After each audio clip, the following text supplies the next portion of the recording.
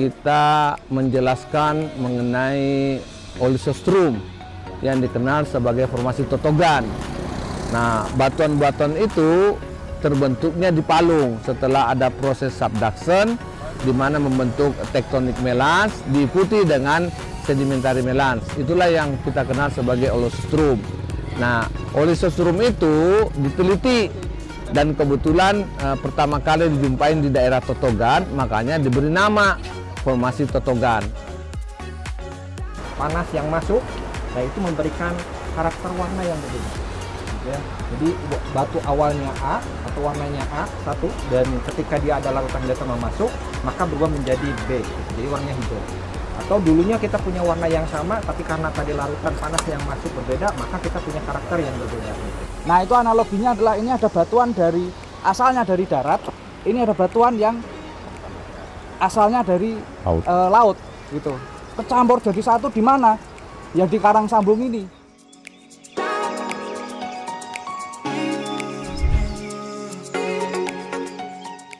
Ini adalah batuan yang membentuk lempeng samudra. Nah, salah satu lempeng samudra itu terbentuk adalah batuan-batuan peridotit atau ultramafic. Nah, dia mengalami satu proses metamorfosa menjadi serpentinite seperti yang ini. Nah, biasanya di dunia industri batuan-batuan serpentinite ini banyak mengandung nikel seperti di Raja Ampat, bisa di Sulawesi bagian Tenggara, nah, Sulawesi bagian tengah dan lain-lain.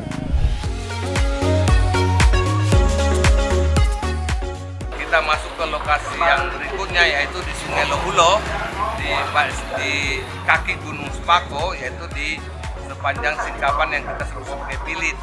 Pilit itu adalah salah satu batuan yang kita kelompokkan sebagai batuan metamorf, ya. Ini batuan ini kan batuan Pilit yang kita miliki di sini hilang. Lain batuan itu ya, di sini hilang, terus salah lagi. Jadi kan kita bisa bayangkan itu jadi begini kan modelnya kan. Ada sesar. Nah, makanya lokasi ini kita pakai menjadi laboratorium analisa sesar. Ini batuan-batuan seperti gini tidak semua ada di tempat ini sungainya. Cuma di sungai sini aja yang begini, Pak, sama sungai di Ciletu. Kita diajarin bahwa kalau terjadi sesar, itu gejala sesarnya itu terekam dalam batuan.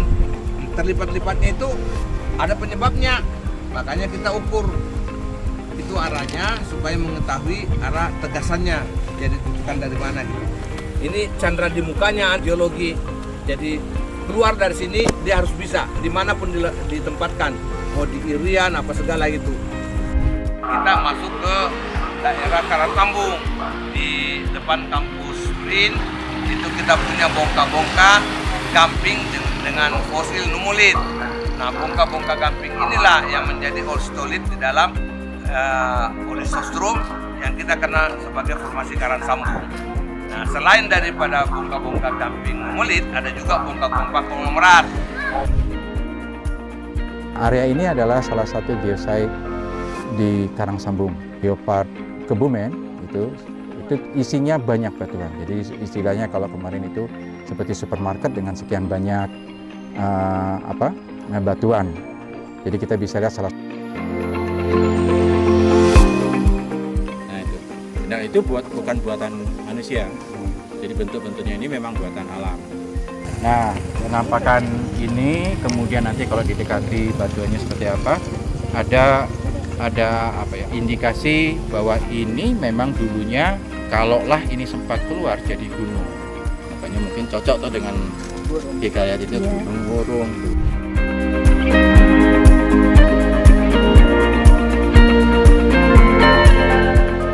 Nah, yang kita lihat di belakang saya ini adalah batuan yang berwarna hitam, ya, yang mungkin menunjukkan sesuatu dari segi terbentuknya. Ya. Nah, kita berhadapan dengan dinding yang terdiri dari berbagai batuan yang umumnya memang berwarna gelap, ya.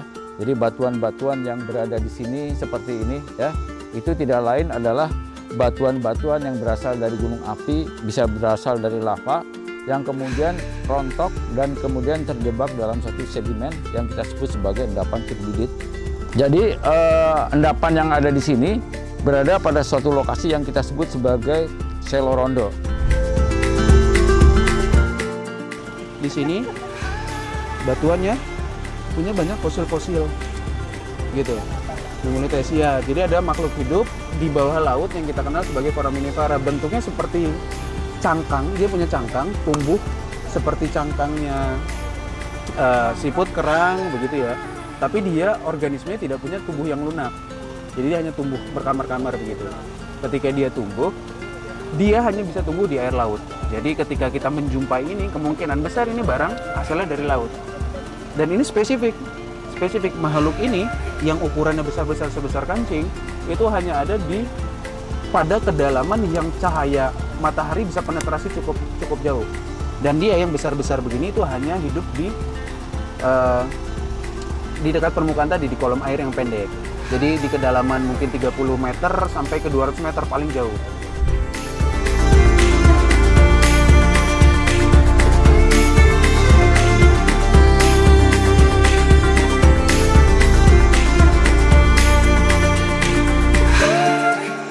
Semua yang ada di sini itu akibat pelarutan, namanya karsifikasi.